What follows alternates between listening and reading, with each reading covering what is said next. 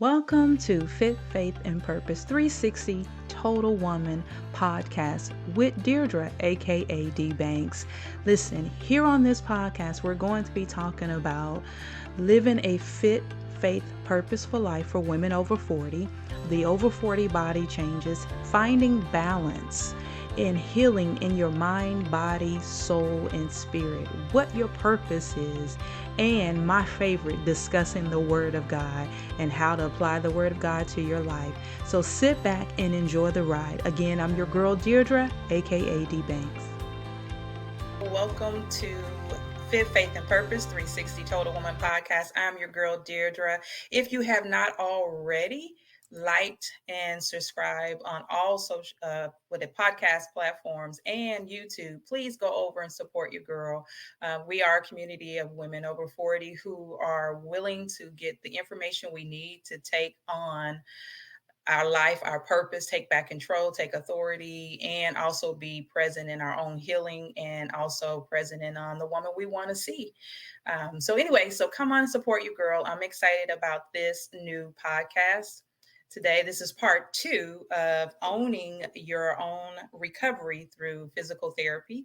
So I brought back Jordana and I'm so excited. But before we bring her to the stage, if you do a little housekeeping, if you have not already went over to Barnes & Noble and Amazon, I now have Living a Fit, Faith, and Purposeful Life book for women over 40 that is live and up. It's the relaunch of this book. There's a bonus chapter. So in that, I walk you through a few of the lessons that I've learned through my life over the years. So it's definitely an amazing short read, and I truly hope that it blesses you. Also, there's a workbook over on the Amazon side, soon coming to Barnes & Noble as well. So without further ado, I am bringing to the stage my physical therapist, the most amazing Jordana. Hello. I like that introduction, Dee Dee. Thank you. Thank you. I love it. Listen, I am so excited to have you back again.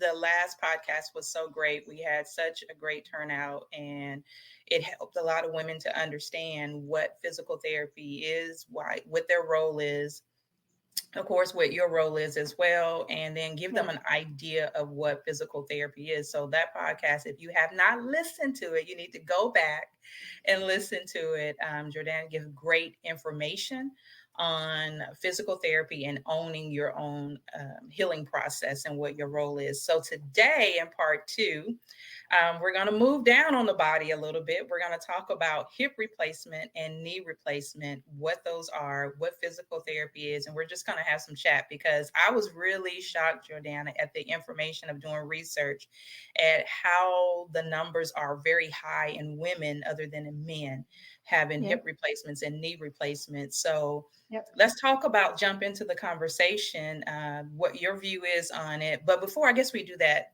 because this is a part 2, we need to everyone to meet you again. Tell them Yeah. about yourself for Yep. those who don't know. Go ahead.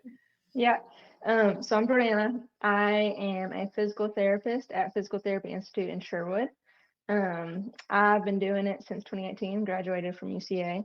I love my job. I work in outpatient, so I see a variety of things, a lot of geriatric patients, a lot of athletes, um, anywhere from your head to your ankle. I see it all, and I enjoy that. I enjoy the variety of it.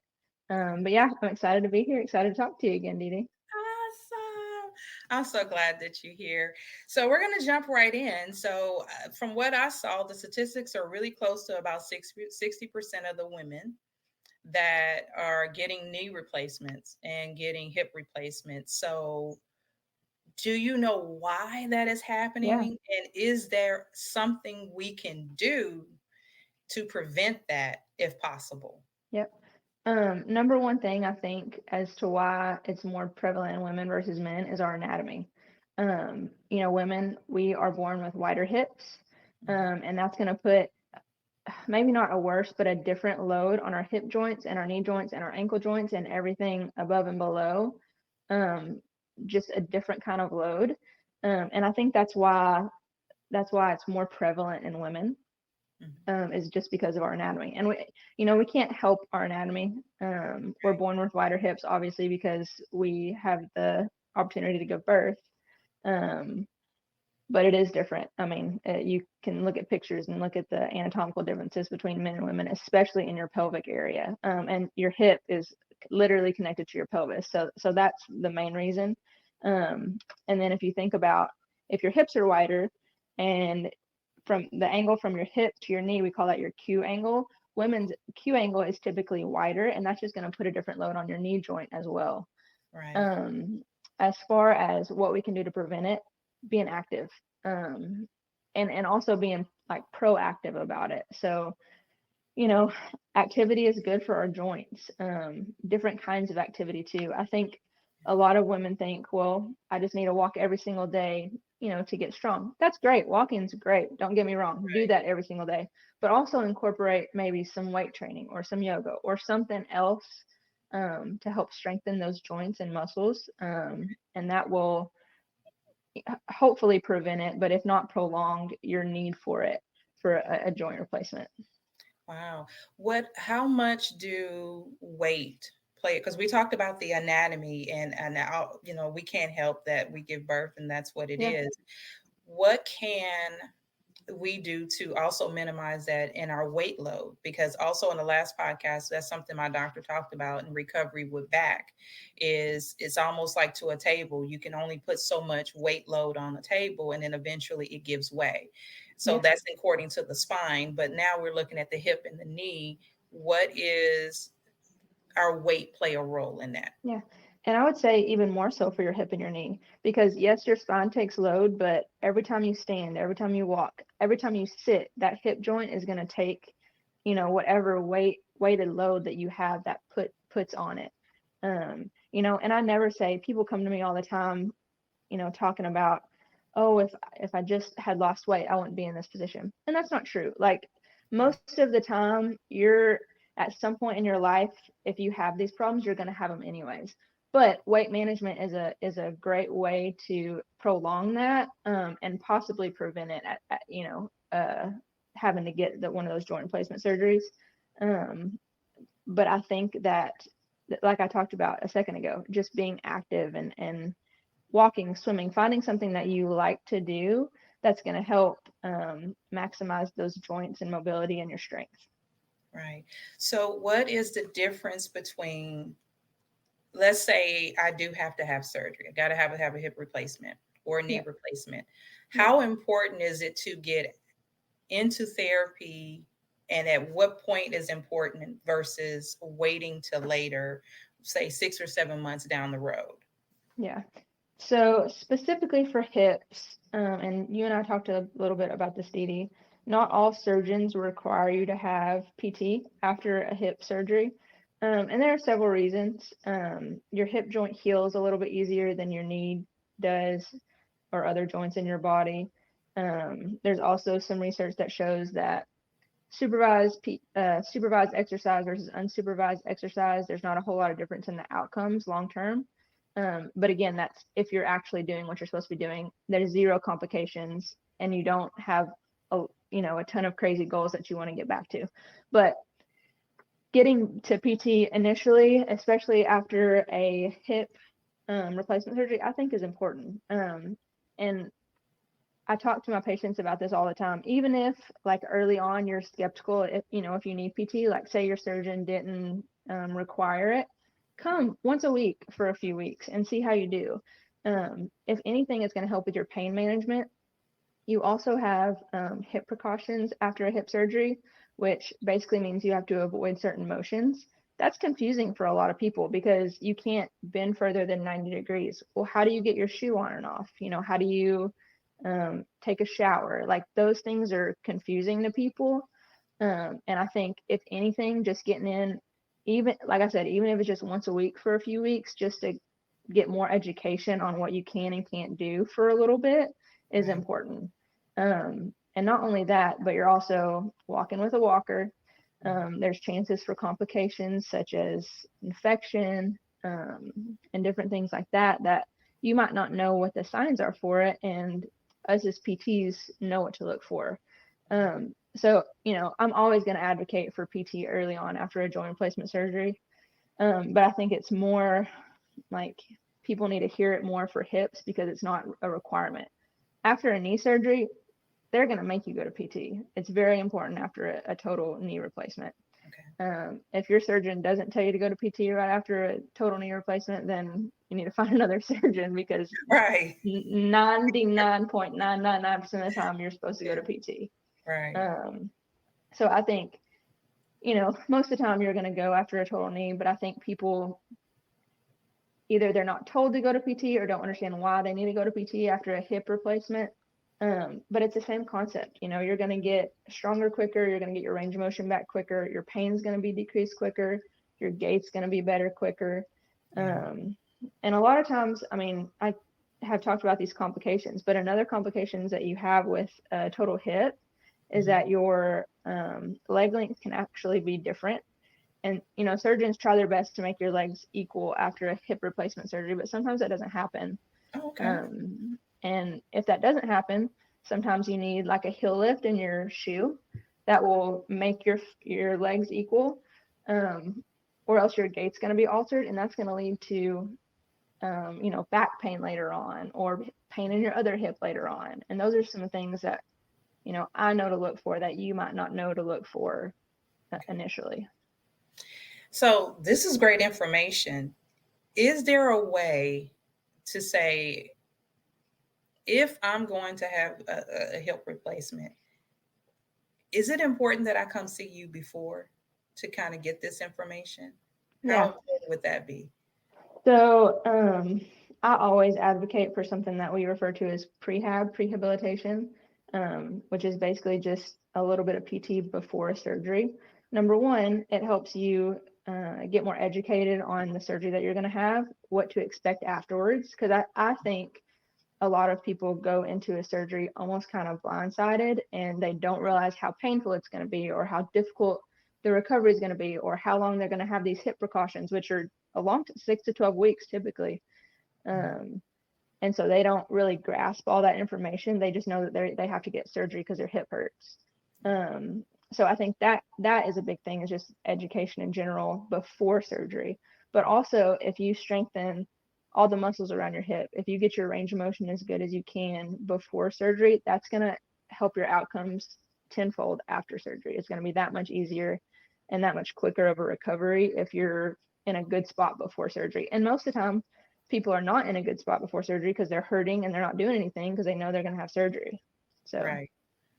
Yeah. Especially women, we tend to care about everyone else. We right. tend to care about making sure the home is right, the kids are right, family is right prior to surgery. But we never think of, like you said, the little things we take for granted. Like, if I can't bend to a certain degree, then I'm needing to know how to put my shoes on. I need to know how to do all of these things. Yep. So I think you touched on a great point of making sure that we come in having the pre physical therapy so that we know what to do, how to take care of ourselves, and then get the questions answered so that we are equipped with the information to even go to our doctors to say, Yep. listen, what do you think if I choose to do the surgery? I think having physical therapy is important to me, and I want to make sure that I even just get the correct body mechanics, Yep. because it's easy to feel good, after surgery, get this rush of energy that you feel good, but that tends to be the place where patients get into trouble the most, Yep. because now you think your body can do whatever, and then you forget, and you just feel good today. That Yep. doesn't mean that you can go do everything you've done before. Yep. Definitely in our field, I've noticed that people have gotten in trouble and had to go back into surgery because Yep. they hurt themselves, they either caused a new fracture or something has pushed them back in. So I think that is so important. So let's go down to the knee. We talked about the hip replacement, Yep. and you said that the knee, that they really want you to get back in. How important is for a woman to own her recovery with knee replacement, without, because there is a process of healing through physical therapy, and it can be rough the first couple of sessions that you Mm-hmm. come in. That's just the honest truth. But how important is it to push past that so that you Yeah. can get to where you need to be? Yeah. So I would say the first week or two is mainly about we call it making the knee quiet, quieting the knee. So basically decreasing your pain, decreasing your swelling, getting it moving as pain-free as possible. The first 2 weeks is mainly that. So, those first 2 weeks, I'm not going to ask you to kill yourself trying to get your range of motion to normal. That's not going to happen in the first 2 weeks anyways. All I'm going to ask you those first couple weeks is to get up and move as much as you can and do the exercises that I give you to your best ability. And ice, compression, all that stuff to help with the swelling. So I think the first couple weeks, people come in and they're scared because they just had a surgery and oh my gosh, I'm in physical therapy the next day. My grandma actually just had a total knee replacement, and she is a funny, hard-headed woman. I love her to death, but she did what she was told. She went to PT like she was told, and when she was done, she was ready to be done. But she, was a little bit nervous, and I had the conversation with her, weeks before her surgery about what to expect, how it's gonna feel, and I mean, she had a lot of pain. Knee surgery is painful, but we're not gonna kill you the first couple weeks, and I think that's what people are scared of, that they're gonna come in and I'm gonna, just bend the crap out of their knee and hurt them, and that's just not the case. And that if I did that, that would not do anything but make you not want to come back and potentially hurt you. Right. So first couple weeks is just kind of pain reduction, getting the swelling down, getting it moving as best we can. After that initial phase, after you, like if you have staples or stitches or whatever, after you get those taken care of, your bandage comes off, then it's time to push a little bit. Range of motion is what we focus on first. With total knee surgeries, that's the main thing that we focus on to get back first, because it's the hardest thing to get back. Your knee flexion, we shoot from anywhere to 120 to 130 degrees of flexion, and your extension, we want it 0 to be able to flatten all the way. Sometimes we get that 100%, sometimes we don't, but that's what we shoot for, because that's functional. Research has shown that that range of motion is going to let you step into your car or step onto a step, and do all the functional things that you need to be able to do. But again, we're not going to get that in the first few weeks. So that's something that we gradually progress as we go. Typically, hopefully people are around that at the 4-week mark is what we want. 4 to 6 weeks, full range of motion. But we also work on strength. And I have people day one out of PT come and get on the bike. You're not going to be able to do a full revolution on the bike, but you can move a little bit, go back and forth, get it bending, get it moving. And I think like once people start doing these things and they realize, oh, it's not that bad, then they feel like they can push themselves a little bit more too. We also do, like I do a lot of manual therapy with my total knees, do a lot of soft tissue massage on the quad. A lot of times your quad muscle kind of shuts off after a total knee replacement, because they have to cut through that muscle. Right. So we do a lot of things to kind of stimulate that muscle, get it to wake up. Once it wakes up, then we strengthen it as best we can. We also do blood flow restriction training. Have we talked about that yet, Dee Dee? No. BFR? So BFR it's kind of like a blood pressure cuff that we put on like your arm or your leg, whatever extremity that we're working on. And what it does is cuts off a safe percentage of your blood flow to your leg, and that makes your muscles work out in an anaerobic state, so without oxygenation, and that increases strength and muscle mass quicker. So it's basically like tricking your brain into thinking I'm doing 1,000 reps of this when you're only doing 10 reps, or that you're doing 50 pounds and you're only doing 5 pounds. So it makes your muscles work harder, but you don't have that external load that's going to hurt your joint, if that makes sense. Oh, that's cool. Yeah, So so how that's something important that we is do. the other modalities that you do with back, like dry needling, Yeah. cuffing, are those allowed to be done Mm-hmm. on knee replacements as well?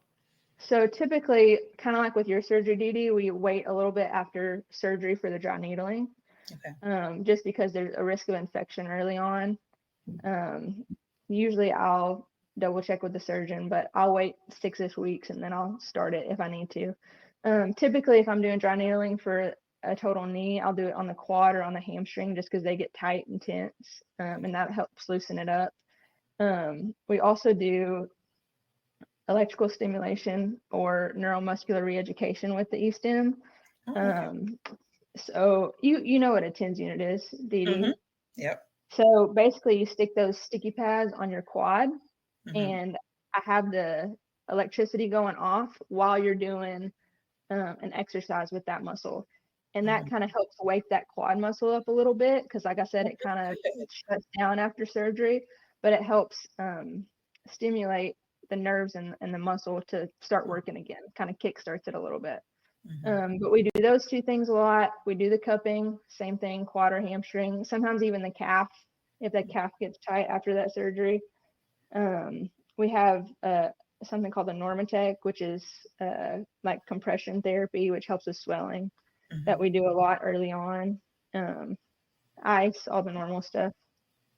Now, I know you have another machine in there that a friend of mine love.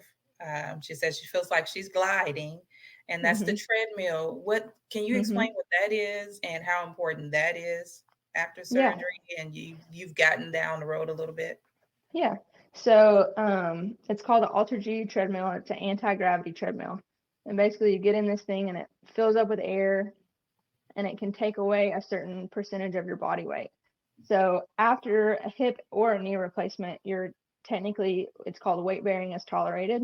So you can put as much pressure on that joint as you feel comfortable, but you're usually with a walker for the first week, 2 weeks, whatever. We can get you in that Alter G. I mean, I get people in there quickly, first 2 weeks Okay. after a joint replacement surgery, get you in there, put you at 60% of your body weight, and you can walk and work on your gait mechanics normally without using a walker or leaning on a walker. And you can put, as much body weight on that joint as you want because it's not going to hurt because, 60% of your body weight's gone or whatever. Mhm. So you can really work on a lot of times after surgery, you have a limp on that leg and your stride length isn't equal. And Mhm. if you walk like that for a long period of time, that's going to hurt other joints, going to hurt your back. Right. You're going to get in a bad habit of walking like that. So if we get you in that Alter G treadmill and you can walk normally, you can walk without pain, and you can work on your gait mechanics, that's going to help so much Mhm. moving forward. Wow. This is such great information because, a lot of people are afraid of physical therapy Yeah, from bad experience. And I think this is why we talked about it the last podcast, choosing your physical therapy, how to choose the right one that works for you. And definitely what I've learned is those who listen and really listen to your body and even watch. I think what makes you so great is you not only just watch what we're saying, I think you watch our body language and the things we're not saying. Because yeah, sometimes we'll want to push ourselves to a point where really we can't, but I just want to see. And then we can cause yep, injury to our own selves. So I love how you do pay attention to the full thing. You're just not like, okay, go over there and do your thing. You know what I mean? right, Like you really watch and pay attention. yeah, So it's very important that in owning your own recovery is that you do take the time to find a good therapist for you. We definitely refer everybody over to you. I highly yeah, speak of you guys so much because I know how much you care. It is not just a patient for you. It is actually an individual or inner being, and you guys actually treat us like family. If yeah, that makes sense, like I really feel like yeah, I'm coming there with family, and we laugh and we talk. But definitely, I have appreciate you teaching so much and really taking the sting out of physical yeah, therapy and the fear yeah, of thinking it's going to be this massive thing, and really it's walking you through your own healing process so you can do the yeah, same thing at home. That's so yep. great. So what would you like to leave with women as they go on this journey for those oh, I know what question I had.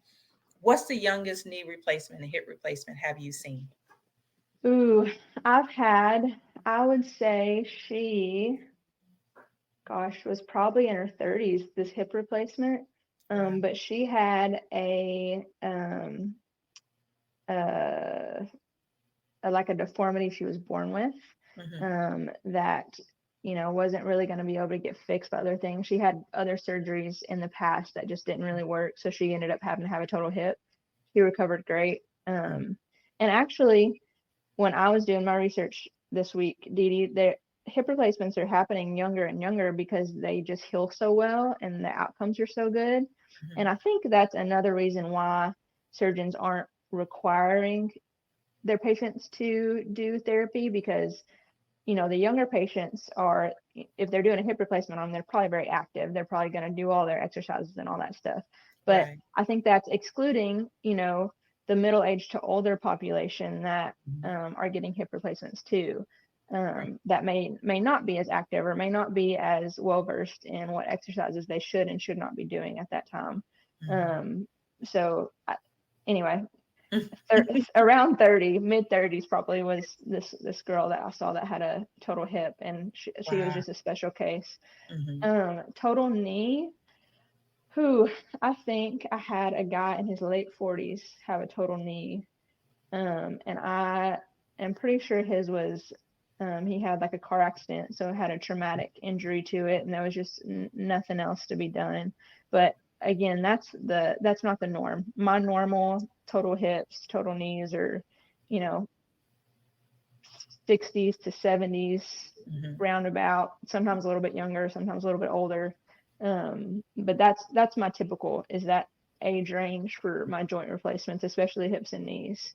Okay. So yeah, So there's a lot that we can do now in our 40s and 50s to kind of help mitigate not having to have that later yeah, on in life. yeah, So definitely that's some great information that we can take. Any other tips you can give us that you want to share that maybe I hadn't thought to ask? yeah. Uh, I think, like you talked about, there are some things that you can do to prevent and or prolong having to have these kind of surgeries. Activity is the number one thing. Um, but also, and I try to stress this to my patients, is not just activity, but a variety of activity and exercises, like I mentioned earlier.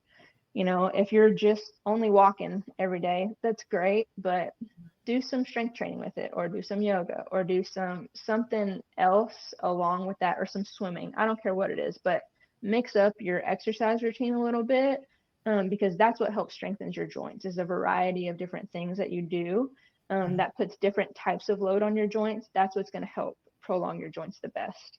So I think that is the number one thing that I would tell people is, yes, be active as you can, but also have a variety in your activity and exercise. And also, like, early on, if you have some hip or knee pain, go see a PT about it. Don't push that off until it's so bad that you can't stand it anymore, because at that point, it's going to be injections or some sort of surgery or a total joint replacement. Come see me before it gets to that point, and we can, try to figure out if we can yeah. prolong it or prevent it. The only other thing that I had written down is, like, insurance limitations. I think, some people don't want to come to PT initially because they have like a high copay or deductible that they have to meet with PT. And if your surgeon doesn't require it, well, then why would you spend the money to do that? Right. Um, and that's always something, if people come to me and they, have to pay a lot of money a visit, I can give you a really good home exercise program. You can come in once a week, once every 2 weeks. We can make it work. That's going to work for you. Right. Um, but it's still worth coming in and, like, talking to me about it. Because we can figure out a game plan that's going to work for you and that's going to be beneficial for you. Right. Um, but that was one of the main reasons that people, after a hip Mhm. replacement surgery, decide not to come to PT, because their surgeon doesn't require it and insurance issues. So Yeah. Yeah. I think it's important that for you to push past that. If you're listening to me, because you rather pay the money up front and get the information versus 6 months down the road, and now they have to come to you regardless of what the money is. And I like how you're willing to give information to help and to work with. So that's great to know that it's just not okay, if you don't come, then you just don't go. They'll get the right, information, but you're willing to help educate them. And then I right, think what I feel like is important to me is maintenance. I feel like because there's sometimes you can get comfortable and you forget a few things. I think maintenance is good to just come in too every once in a while and just say, hey, I'm kind of struggling with this or I'm kind of Yeah. struggling with that, just to get the information. Because you guys are definitely a wealth of information and you truly, I Yeah. can't stress this enough, you truly, truly care. And that is what's so important because I've heard the stories of people stating that they don't listen to me, they don't pay attention to me. And I think your recovery will go a lot better when you're teamed up with the right person. So, can Yeah. you give all of the locations where they can find you all? Because, of course, Arkansas has gotten pretty big. Yeah. Absolutely. So, where can they find you guys at, and in the other locations? Yep. So Physical Therapy Institute is the name of our company. I'm at the Sherwood location. We have one in Maumelle, Benton, and West Little Rock, and then one in the Heights. The best way to get a hold of us is to just call us. Um, uh, I mean, all the clinics are in that number, and then you have different options as well to get the specific clinic. Mhm. Um, Can you give them I the number? Yes, and I am also going to give you my email um, as well. Um, my email is jandrews@ptipt.com. So if you have any questions, just shoot me an email. The phone number is 501-301-4530 for the generic PTI Mhm. number. And I thought I had each of the options for which clinic is which, but I don't have that written down. Okay. I know Sherwood's option 2, Mhm. and then it will say on the Yeah. voice memo or whatever which clinic is which option. So whichever one you live closest to, you can click that number and just chat with them.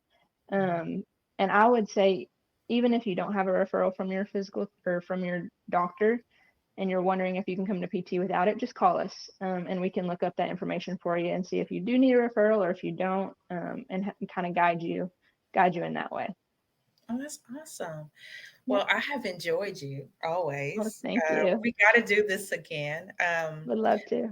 I was telling you that I really want to do the behind the scenes and take the podcast into the actual facility and kind of show Yeah. some of the things we've been talking about so you'll know what they are. And then also kind of show you in action and me be your guinea pig. Yeah. I would love that. Sounds great. Awesome. Well, this has been an amazing, amazing another podcast. Again, please like and share. If you have not subscribed, please subscribe. Go on over to PTI and meet with them. I promise you, you will not regret it. And as I say in all podcasts and in this way, listen, I love you. God loves you, and there is nothing you can do about it. Bye for now.